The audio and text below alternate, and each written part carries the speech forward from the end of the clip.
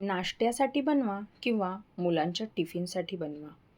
कधी-कधी आपल्याला जेवण बनवायचा सुद्धा कंटाळा येतो आणि आपल्याला हलकं-फुलकंसं काहीतरी खायचं असतं. त्यावेळेला आपण हा नाश्ता तुम्ही नक्कीच बनवून खाऊ शकतात.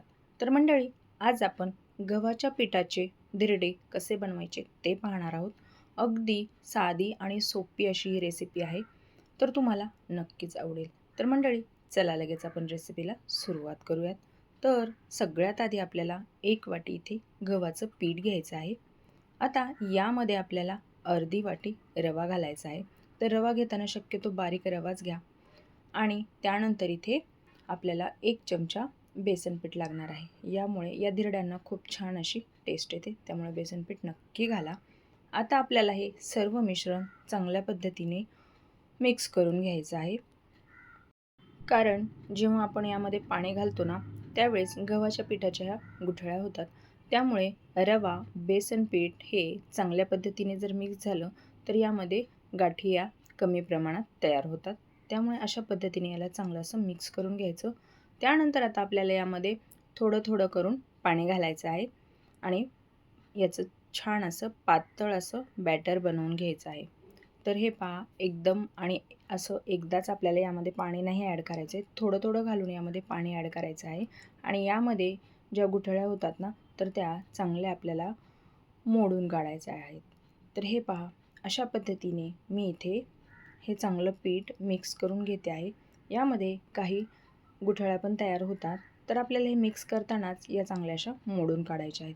तर तुम्ही पिठाची कन्सिस्टन्सी पाहू शकतात, अशा पद्धतीने झालेली आहे.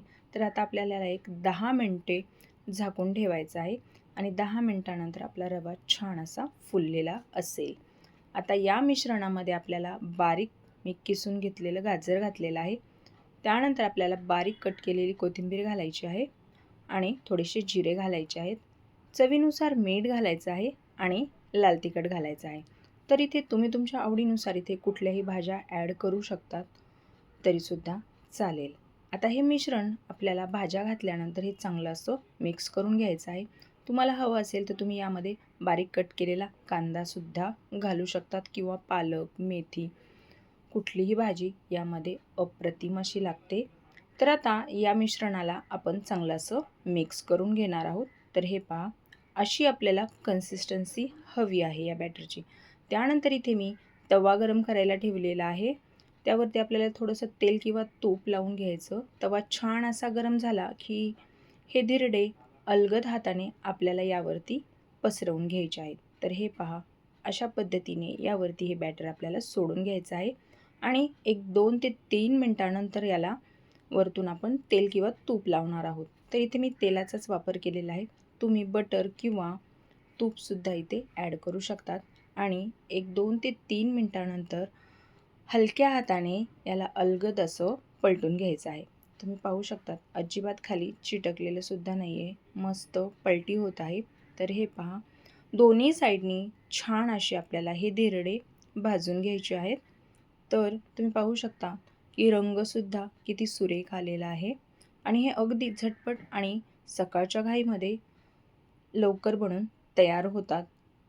तर मंडळी, तुम्ही हे धिरडे दह्यासोबत, नारळाच्या चटणीसोबत, सॉससोबत किंवा तुम्ही नुसते जरी असेच खाल्ले ना, तरीसुद्धा हे चवीला अप्रतिम असे लागतात.